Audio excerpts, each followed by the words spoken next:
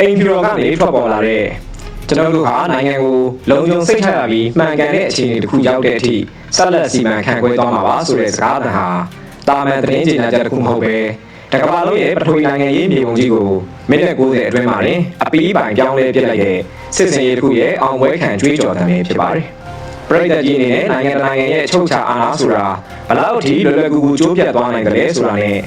နိုင်ငံတော်ရဲ့ထိပ်သီးကောင်းဆောင်တယောက်ကိုသူ့ရဲ့အိမ်ခန်းထဲအထိရန်သူတပ်တွေကဝင်ရောက်ဖမ်းဆီးခေါ်ဆောင်သွားဖို့ဘလောက်ထိချိန်ယူရမလဲဆိုတာကိုတွေးနေမိမယ်ဆိုရင်အဖြစ်ကတော့အလွန်ကိုထိတ်လန့်စရာကောင်းလာတဲ့တနာရီခွဲဆိုတဲ့အချိန်အတိုင်းအတာလေးပဲဖြစ်ပါတယ်။ကမ္ဘာကြီးတစ်ခုလုံးအိပ်ပျော်နေတဲ့2026ခုနှစ်ဇန်နဝါရီလ3ရက်နေ့မနက်ခင်းအစောပိုင်းအချိန်မှာတော့21ရာစုရဲ့အံ့ဩစရာအကောင်းဆုံးပဲဖြစ်ဟောလိဝုဒ်ရုပ်ရှင်တွေထက်တောင်ပုံမစမ်းကြံလာတဲ့စစ်စင်ရေးတစ်ခုဟ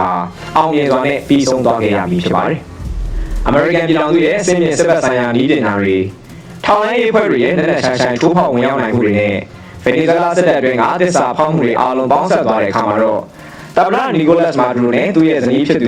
ူစီလီယာဖလော်ရက်စ်တို့ဟာလက်ထိတ်ခတ်ခံလိုက်ရပြီးနယူးယောက်မြို့စီကိုပါဆယ်တုပ်တစ်ခုလိုမျိုးအပို့ခံလိုက်ရပါတော့တယ်။ဒါပေမဲ့ဒီဇလန်ကြီးကမာဒူရိုအဖမ်းခံလိုက်ရရုံနဲ့တင်အပီးတက်သွားပြီလားဆိုတာကိုမေးခွန်းထုတ်စရာဖြစ်လာပြီ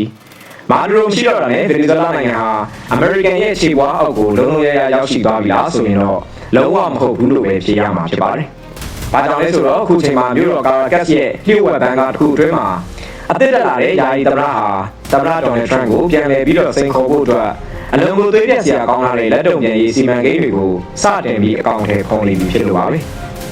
အာဏာရှင်သမ္မတမရှိတော့တဲ့နောက်ပိုင်းဗင်နီဇွဲလားနိုင်ငံမှာဘာတွေဆက်လက်ဖြစ်ပေါ်နေတယ်လဲဆိုတဲ့အကြောင်းအရာဟာအလွန်ကိုလည်းလာပြီးအာဏာလူဝဲတွေနောက်ဘက်ကသစ္စာဖောက်မှုတွေနဲ့အတူပြည်သူတွေရဲ့လူနေမှုဘဝတွေဟာလည်းမငြိမ်မသက်ဖြစ်နေရပါတယ်။အထူးသဖြင့်မာဒူရိုကိုဖမ်းဆီးသွားတဲ့မိနစ်90ဆိုတဲ့အချိန်လေးတွင်းမှာဗင်နီဇွဲလားရဲ့အမာခံခံတပ်ကြီးတွေ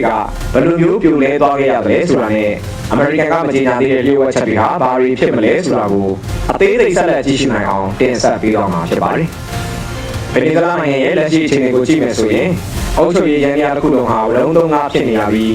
းမာဒူရိုရဲ့နေရာကိုအစားထိုးဝင်ရောက်လာတဲ့ယာယီသမ္မတဟာအမေရိကန်ကိုရင်ဆိုင်ဖို့အတွက်နိုင်ငံတကာကမဟာမိတ်တွေနဲ့လျှို့ဝှက်ဆက်သွယ်မှုတွေပြုလုပ်နေလို့တဖက်မှာလည်းမာဒူရိုကိုသစ္စာဖောက်ခဲ့တဲ့စစ်ဗိုလ်ချုပ်တွေကိုပြန်လည်ရှင်းလင်းဖို့အတွက်သွေးချောင်းစီမဲ့စီမံချက်တွေကိုရေးဆွဲနေပါတယ်။အမေရိကန်ဘက်ကတော့မာဒူရိုကိုဖမ်းဆီးနိုင်ခဲ့တာဟ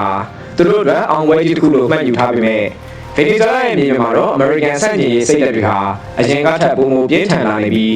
းလမ်းမတွေပေါ်မှာဆန္ဒပြမှုတွေနဲ့အကြမ်းဖက်မှုတွေဟာနေ့စဉ်နဲ့အမျှတိုးပွားလာနေတာဖြစ်ပါတယ်။ဒီဇလန်ကြီးဟာအဆုံးသတ်သွားတာမဟုတ်ပဲနောက်ထပ်ပုံမူကြီးမားတဲ့ပြိပခါတစ်ခုစီကိုဥတည်နေတာဖြစ်ပြီး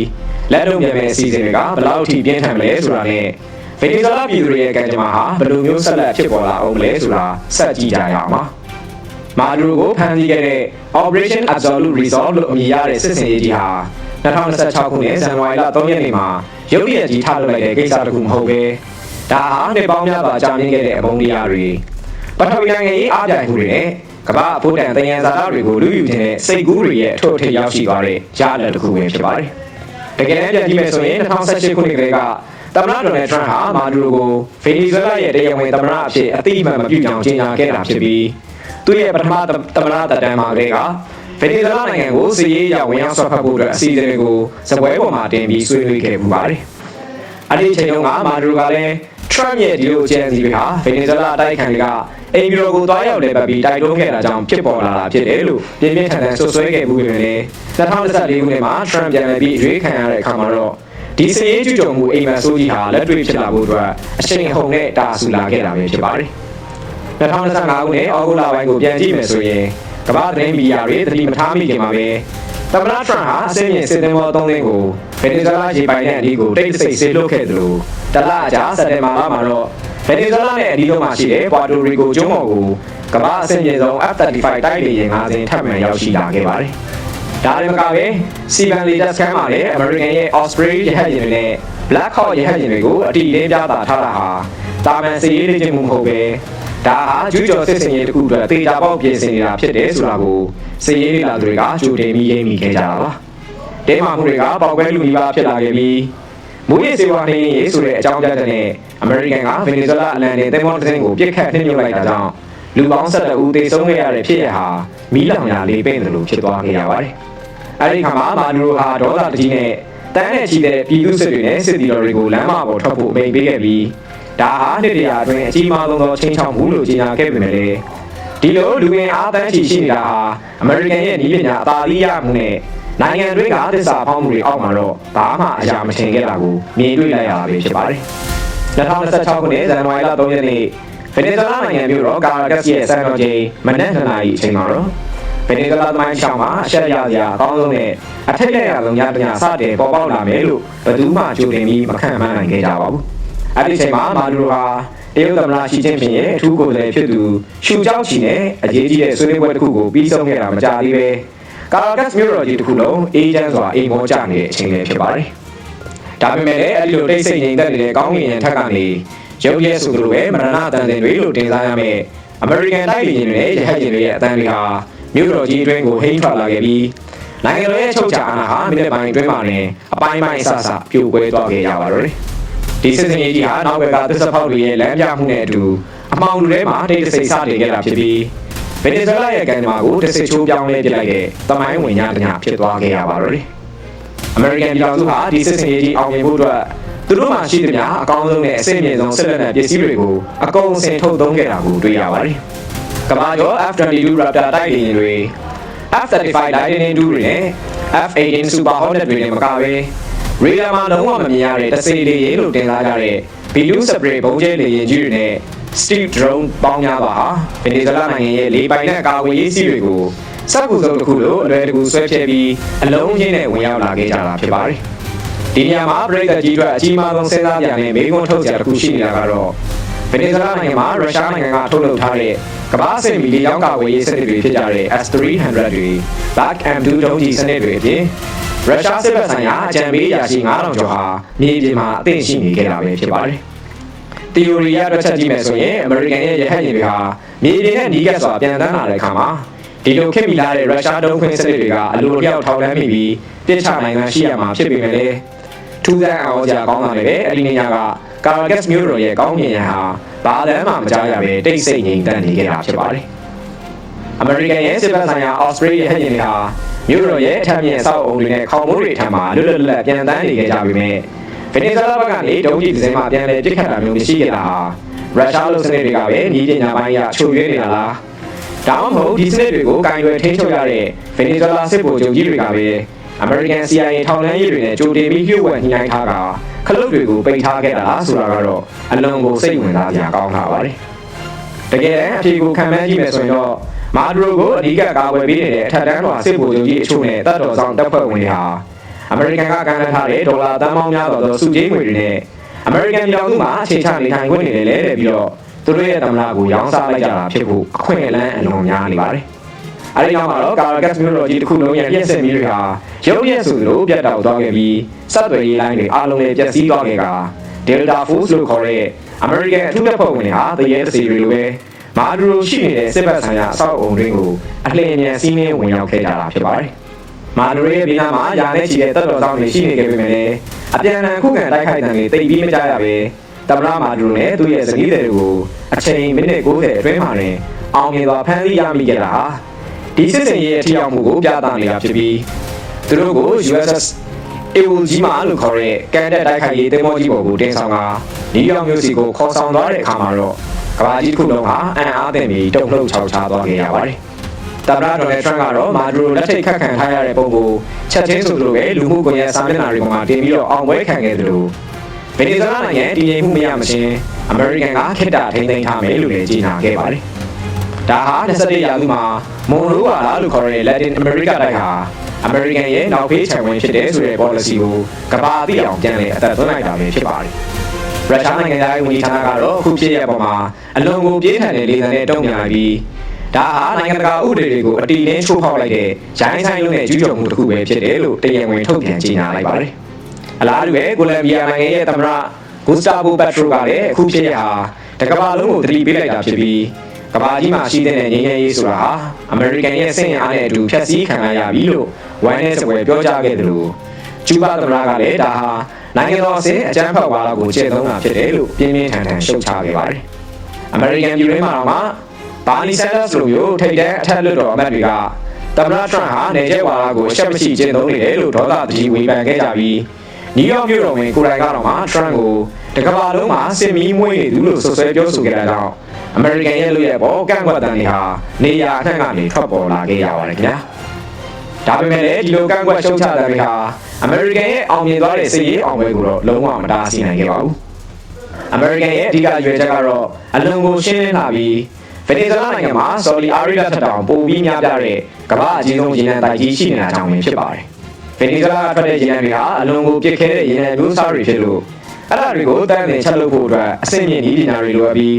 အဲ့ဒီနည်းပညာနဲ့စက်ရုံတွေအများဆုံးရှိတာကလည်းအမေရိကန်မှာပဲဖြစ်နေတာကြောင့်ဒီစစ်ပွဲဟာမူရည်စေဝါတိုက်ဖြတ်ရေးဆိုတဲ့ခေါင်းစဉ်ကိုဟန်ပြတတ်ထားပေမဲ့တကယ်လက်တွေ့မှာတော့ကမ္ဘာဆွမ်းရဲ့အရင်းမြစ်ကိုလက်ဝက်ကြီးအုပ်ထိန်းချုပ်ခြင်းနဲ့စစ်ပွဲတွဲတာဖြစ်တယ်ဆိုတာကိုကျွန်တော်တို့အားလုံးမျက်မြင်ကိုတွေ့မြင်တွေ့လိုက်ရတာပဲဖြစ်ပါတယ်ဒီဇလန်ကြီးကမာဒူရိုအဖမ်းခံရရုံနဲ့ပြီးဆုံးသွားပြီလို့ထင်နေကြရင်တော့ပရိသတ်ကြီးအနေနဲ့မှားသွားပါလိမ့်မယ်ဘာကြောင့်လဲဆိုတော့မာဒူရိုအဖမ်းခံရပြီးနောက်မှာလေးလက်သွားတဲ့အာဏာပိုင်ကိုစက်ခံပေးသူပေါ်ထွက်လာခဲ့ပြီဖြစ်ပြီးသူမကတော့အရင်ကလူပြသမ္မတအဖြစ်တာဝန်ယူခဲ့တဲ့ Delcy Rodriguez ပဲဖြစ်ပါတယ်။သူမဟာအခုခါမှာဗင်နီဇွဲလားနိုင်ငံရဲ့တရားဝင်ယာယီသမ္မတအဖြစ်ကိုကြေညာလိုက်ပြီးအမေရိကန်တပ်တွေမြို့တော်ကိုထိန်းချုပ်ဖို့ကြိုးစားနေချိန်မှာသူမဟာမြို့ပြင်ကလျှို့ဝှက်မြေအောက်ဘန်ကတစ်ခုအတွင်းကိုအောင်မြင်စွာရောက်ရှိသွားခဲ့ပြီဖြစ်ပါတယ်။သူမဟာအမေရိကန်ကိုလက်နက်ချဖို့လုံးဝငြင်းဆန်လိုက်တဲ့အပြင်သူမရဲ့ပထမဆုံးမိန့်ခွန်းမှာလည်းအမေရိကန်ကိုရဲရဲဝံ့စိန်ခေါ်လိုက်တာပဲဖြစ်ပါတယ်။ Rodriguez ကအမေရိကန်တွေအနေနဲ့သမ္မတမာဒူရိုကိုခိုးထုတ်သွားနိုင်ပေမဲ့ဗင်နီဇွဲလားပြည်သူတွေရဲ့မျိုးချစ်စိတ်နဲ့ဝိညာဉ်ကိုတော့ဘယ်တော့မှခိုးယူလို့မရနိုင်ဘူးလို့ကြုံရလိုက်ပြီးဒီနေ့ဟာအရာအလုံးရဲ့အဆုံးသတ်မဟုတ်ပဲဗင်နီဇွဲလားနိုင်ငံရဲ့ဂုဏ်သိက္ခာကိုပြန်လည်ရယူမဲ့စစ်ပွဲကြီးရဲ့အစအဦးတာဖြစ်တယ်လို့ပြောကြားခဲ့ပါတယ်။သူမကသမ္မတထရန့်ကိုရည်ညွှန်းပြီးရှင်ဟာစစ်တူရင်ပွဲတစ်ပွဲကိုတော့အနိုင်ရလိုက်တာမှန်ပေမဲ့စစ်ပွဲတစ်ခုလုံးကိုတော့ရှုံးနိမ့်သွားစေမဲ့ကြီးမားတဲ့အမှားကြီးကိုကျူးလွန်လိုက်ပြီလို့လည်းသတိပေးလိုက်ပါတယ်။အခုခါမှာတော့သူမဟာအမေရိကန်ကိုနီလန်ပေါင်းစုံနဲ့ပြန်လည်ပြီးလက်တုံ့ပြန်တိုက်ခိုက်မဲ့ Operation Bolivar Sword လို့ခေါ်တဲ့လျှို့ဝှက်စစ်ရေးစီမံကိန်းကြီးကိုအကောင့်ထဲပေါ်ဖို့ပြင်ဆင်နေပြီဖြစ်လို့ဗင်နီဇွဲလားနိုင်ငံရဲ့မြေပြင်မှာနောက်ထပ်ဘယ်လိုမျိုးသွေးချောင်းစီးမဲ့တိုက်ပွဲတွေနဲ့မုန်တိုင်းတွေထပ်မံဖြစ်ပေါ်လာအောင်လဲဆိုတာကတော့အလွန်ကိုထိတ်လန့်စရာကောင်းတဲ့အခြေအနေဖြစ်နေပါတယ်။ကျွန်တော်တို့ထပ်မံရရှိထားတဲ့အတွင်းသတင်းအရင်းမြစ်တွေအရယာယီသမ္မတ Rodriguez ဟာတမန်ရိုးကြဖြစ်တဲ့တပ်မတော်ချင်းရင်ဆိုင်တိုက်ခိုက်တဲ့စစ်ပွဲမျိုးနဲ့အမေရိကန်ကိုပြန်လည်တုံ့ပြန်မှာမဟုတ်ဘူးဆိုတာအလွန်ကိုထင်ရှားနေပါတယ်။သူမတို့အနေနဲ့လေချင်းရှင်တိုက်ဖို့ဒါမှမဟုတ်ခင်မီစစ်တပ်ချင်းရှင်ပြိုင်ဖို့အင်အားမရှိတော့တာကိုကောင်းကောင်းကြီးသိရှိနားလည်ထားကြတာကြောင့်အမေရိကန်စစ်တပ်ကတကယ်ကိုငရဲကန်တစ်ခုလိုဖြစ်သွားနေတဲ့အစီအစဉ်တက်တွေကိုအခုအခါမှာစတင်ချမှတ်လိုက်ပြီဖြစ်ပါတယ်။ပထမဆုံးအနေနဲ့ဗင်နီဇွဲလားနိုင်ငံရဲ့မြို့ကြီးတွေမှာရှိတဲ့စင်ရဲသားရပ်ကွက်တွေမှာအခြေစိုက်လှုပ်ရှားနေတဲ့ Quality Force လို့ခေါ်တဲ့လက်နက်ကင်ပြည်သူ့စစ်အဖွဲ့တွေကိုအစွမ်းကုန်လက်နက်တပ်ဆင်ပေးဖို့အမိန့်ပေးလိုက်ပြီးဖြစ်ပြီး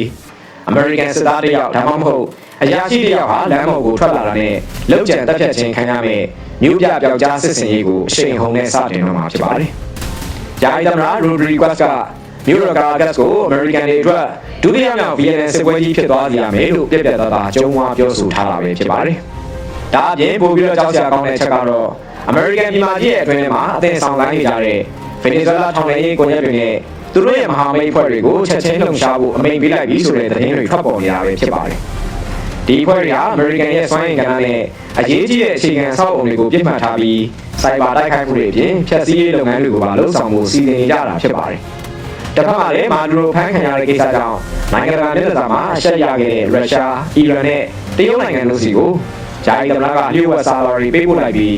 းအမေရိကန်ကိုဒီနေ့ပေါ်မှာသွေးပြေကြအောင်လုပ်ပြဖို့အတွက်ခေတ်မီလက်နက်ငယ်တွေနဲ့ drone ပညာတွေကိုထောက်ပံ့ပေးဖို့ကမ်းလှမ်းခဲ့ပါတယ်။အထူးသဖြင့်အီရန်နိုင်ငံစီကနေအသေးခံ drone ပညာတွေကိုရယူပြီးဗင်နီဇွဲလားကမ်းလွန်မှာရှိတဲ့အမေရိကန်စစ်သင်္ဘောတွေကိုအသေးခံတိုက်ခိုက်သွားမယ့်အစီအစဉ်တွေဟာလည်းအလွန်ကိုစိုးရိမ်စရာကောင်းတဲ့အခြေအနေမှာရှိနေပါတယ်။နောက်ဆုံးနဲ့အပြင်းထန်ဆုံးလက်နက်အနေနဲ့ကတော့အကယ်၍အမေရိကန်ကဗင်နီဇွဲလားရဲ့အုပ်ချုပ်ရေးရန်ရာကိုအပြည့်အဝသိမ်းပိုက်ဖို့ကြိုးစားလာခဲ့ရင်နိုင်ငံတွင်းမှာရှိတဲ့ရေနံတွင်းတွေအားလုံးကိုမီးရှို့ဖျက်ဆီးပြီးမဲ့ပြန်လည်ဖျက်ဆီးရေးစနစ်ကိုကျင့်သုံးမယ်လို့ဂျာယီသမ္မတကချင်းချောက်ထားတာပဲဖြစ်ပါတယ်။သူမကအမေရိကန်တွေလိုချင်တဲ့ရေနံတွေကိုရရှိစေရမယ်။ဒါပေမဲ့ပြာပုံဖြစ်နေပဲရလိမ့်မယ်လို့ပြပြသားသားပြောဆိုထားတာကြောင့်ဒါဟာကမ္ဘာစွမ်းရည်ဈေးကွက်အတွက်ပါကြီးမားတဲ့ချင်းချောက်မှုတစ်ခုဖြစ်လာနေပါတယ်။ဒီကုန်းချုပ်အနေနဲ့ပြောရမယ်ဆိုရင်တော့အမေရိကန်သမ္မတထရန့်ကမိနစ်90အတွင်းမှာစစ်စင်ရေးအောင်မြင်ခဲ့တယ်လို့ကြေညာနိုင်ခဲ့ပေမဲ့တကယ်တမ်းမှာတော့ဒါဟာပုံမကြီးမားတဲ့ပြည်ပခါမီးတောက်ကြီးရဲ့အစာဥတာဖြစ်ပုံရပြီးဗင်နီဇွဲလားပြည်သူတွေဟာလည်းလက်ချမ်းကွဲသွားခဲ့ရပါပြီ။ တချို့ကလူမျိုးပြီးလို့ပြောရှင်နေကြပေမဲ့အများစုကတော့နိုင်ငံခြားကျူးကျော်မှုကိုမခံပြနိုင်ဖြစ်ပြီးမျိုးချစ်စိတ်တွေနိုးကြားလာနေတာကြောင့်သွေးပြီးရက်ဆက်တဲ့ယာယီသမ္မတရိုဒရီကွက်ရဲ့လက်စားချီပွဲကအခုမှတကယ်စတင်တော့မှာပဲဖြစ်ပါတယ်ဒီလိုအခြေအနေတွေကြောင့်ယာယီသမ္မတရဲ့ကြောက်ကြားစစ်စင်ရေးတွေကအမေရိကန်ကိုထိနာနေမလားဒါမှမဟုတ်သမ္မတထရန့်ရဲ့တန်မဏိလက်သီးအောက်မှာပဲဗင်နီဇွဲလားဟာလုံးဝပြိုလဲသွားမလားဆိုတာကတော့ရင်းနှီးမှနဲ့စောင့်ကြည့်ရမယ့်ကိစ္စတစ်ခုဖြစ်လာပါတယ်ရုရှားနဲ့တရုတ်တို့ကလည်းနောက်ဘက်ကနေဘယ်လိုမျိုးထပ်မံကူညီမလဲဆိုတာကစိတ်ဝင်စားစရာကောင်းလာပါတယ်နားဆင်ပေးတဲ့အတွက်အားလုံးကိုကျေးဇူးတင်ပါတယ်ခင်ဗျာ